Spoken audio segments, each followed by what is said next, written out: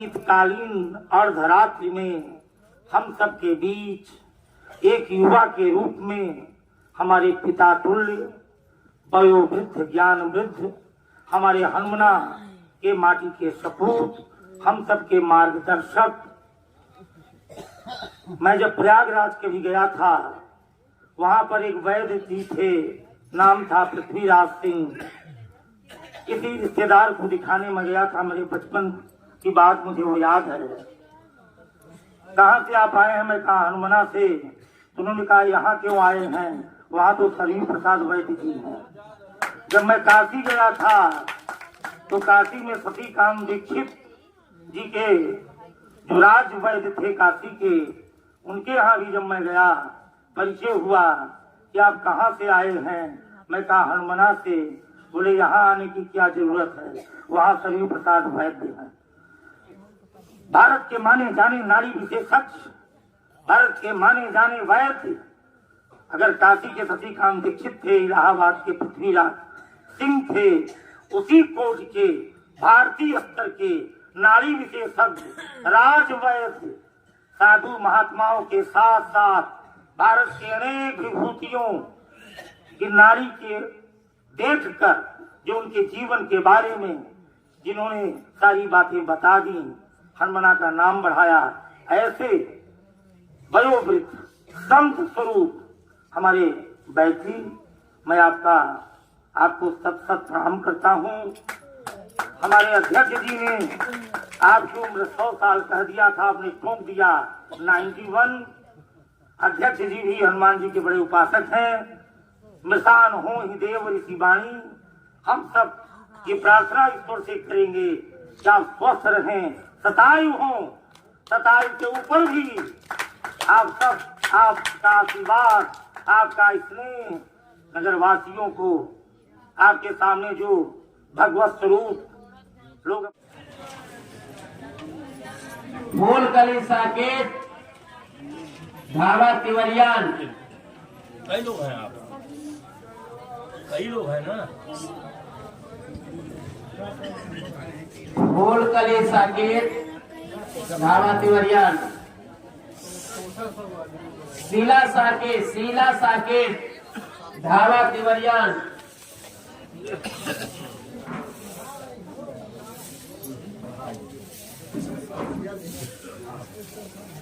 सुनीता साकेत राम दिनेश साकेत ढाबा तिवरियान। प्रभा द्विवेदी देवसर सिंगरौली। निशा द्विवेदी देवसर सिंगरौली। और आज से नहीं, जब से मैं जानता हूँ, मेरी उम्र बहुत नहीं है, लगभग 40 साल उम्र है।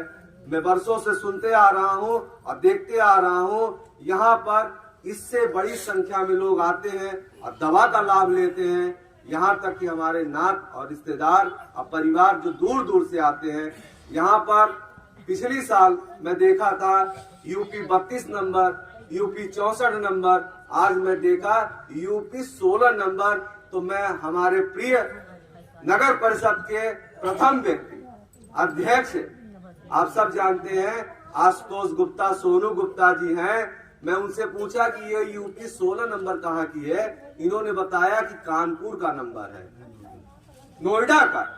गलतियों की क्षमा करिए, नोएडा का नंबर है। यहाँ पर दिल्ली से लोग आए हैं। मैं इसके लिए मैं बहुत सारी शुभकामनाएं देता हूँ। अब मैं शासन और प्रशासन, हमारे मध्य प्रदेश के सरकार और भारत सरकार से मैं अनुरोध करता हूँ कि आदरणीय हमारे पिता तुल्य माननीय सरयू प्रसाद जी वैद्य जी को पद्म भूषण से सम्मानित होना चाहिए। और इसलिए होना चाहिए कि मैं देखता हूँ टीवी चैनलों में बहुत छोटे छोटे कलाकार, चाहे नाच नचनिया का कार्यक्रम होता है, उनको भी पद्म भूषण से अवार्ड दिया जाता है। ये मुझे अच्छा नहीं लगता। मगर आप सब जितने लोग यहाँ पर उपस्थित हैं, ऐसा महसूस होता है ये कोई राजनीतिक कार्यक्रम नहीं है, ये ईश्वर की असीम कृपा है, वीर बजरंगबली की असीम कृपा है, कि माधवाचार्य की असीम कृपा है कि आप सब इतने तादाद में लोग आए हैं। मैं तो धन्य हूँ। अब मैं अपने पिता तुल्य आदरणीय श्री सरजू प्रसाद जी का ऋणी रहूंगा और जीवन तक ऋणी रहूंगा। ऐसा कार्यक्रम हमारे विंध्याचल प्रदेश में ऐसा कहीं नहीं होता जितना मध्य प्रदेश की धरती पर हनुमाना में होता है। मैं पुनः एक बार कहना चाहता हूं कि मध्य प्रदेश शासन से और भारत सरकार शासन से मैं ये निवेदन करना चाहता हूं, आग्रह करना चाहता हूं। मैं आग्रह निवेदन तो नहीं करता, मगर मैं जो कहता हूं ईश्वरी कृपा होती है, वो सच होता है। मैं एक बार मध्य प्रदेश शासन से ये पुनः कहना चाहता हूं और भारत सरकार के शासन से कहना चाहता हूं कि हमारे पिता तुल्य सरजू प्रसाद वैद्य जी को पद्म भूषण से नवाजे। इसलिए हम मध्य प्रदेश का गौरव बढ़ेगा और यहाँ तक ही नहीं, उत्तर प्रदेश और पटना बिहार का भी गौरव बढ़ेगा, क्योंकि वहाँ से अधिक लोग आते हैं। मध्य प्रदेश सहित उत्तर प्रदेश, बिहार, पटना, यहाँ तक कि आप जानते हैं जब मैंने अपने मुख से हनुमाना के कई वरिष्ठ लोगों से कि आज रात में दवा बटेगी धर्मशाला में। जब मैं बचपन में यहाँ से गुजरा करता था, मैं पिक्चर में देखा करता था, मेरी उम्र भी बहुत कम है, कि टीवी में पुराने पुराने वैद्य लोग उपचार करते थे, जड़ी बूटियों का खोज करते थे और वह प्रभु की देन उनके ऊपर हुआ करती थी। तब वह जड़ी बूटी की देन खोज करते थे और भगवान का दूसरा रूप मानते थे वैद्य जी लोगों को। और वह उस जमाने में डॉक्टर नहीं थे, तो वैद्य जी लोग ही इलाज किया करते थे। मनुष्य जाति को बचाने का काम पता नहीं कितने बार वैद्य समाज ने किया है, लेकिन हमने वैद्य के रूप में भगवान के जो द्वितीय नाम जो इस धरती पर है, वैद्य डॉक्टर, जो पूर्व में वैद्य समाज ही चलाता था, सब हर किसी की दवाइयों को पूर्ण करता था। तो वैद्य जी के रूप में मैंने अगर देखा तो सिर्फ पिता तुल्य श्री सरजू प्रसाद वैद्य जी को ही देखा।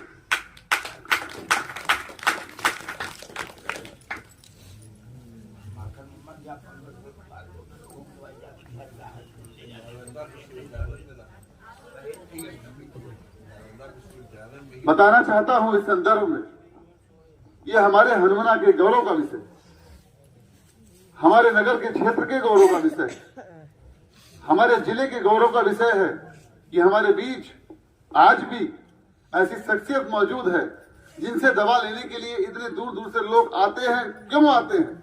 अगर उनको लाभ ना होता। मैं पिछले वर्ष भी यहाँ मौजूद था। पिछले वर्ष लगभग इसी समय मैंने देखा था पूरा एक ग्राउंड भरा हुआ था और हमारे साथ विजय पाल दादा भी थे, केशव भाई भी थे और यह ग्राउंड पूरा भरा हुआ था। निश्चित रूप से इस वर्ष भी मैं यहाँ मौजूद हूँ तो आज भी इतने लोग यहाँ बैठे हुए हैं, कहीं न कहीं विश्वास है और विश्वास का नाम आदरणीय ऊपर भी यहाँ भी पूरा क्षेत्र भरा हुआ है, तो विश्वास का नाम आदरणीय सरजू प्रसाद वैद्य जी यहाँ बैठे हैं, इसलिए इतने लोग यहाँ एकत्रित हैं।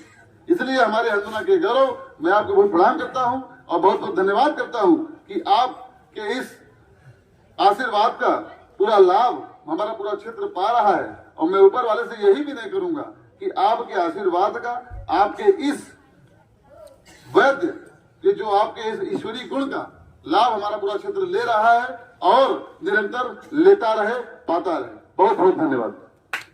और एक छोटी सी बात और, पिछले वर्ष भी यह बात आई थी, हमारे क्षेत्र के इतने प्रतिभाशाली वैद्य जी, लगभग 100 वर्ष आपकी उम्र हो चुकी है, 91 वर्ष आपकी उम्र हो चुकी है और इतने प्रतिभाशाली, इतने वरिष्ठ लोगों का आप लोगों ने आपने इलाज किया, कई लोगों को आपने जीवन दान किया, तो आपको भी हमारे मऊगंज जिले से, हमारे हनुमाना नगर से राष्ट्रपति सम्मान मिलना चाहिए। जैसा अभी केशव भाई बोल रहे थे, पद्म भूषण सम्मान मिलना चाहिए। इसकी मांग मैं भी हनुमाना नगर पंचायत अध्यक्ष होने के नाते भारत सरकार से करना चाहता हूँ। बहुत बहुत धन्यवाद।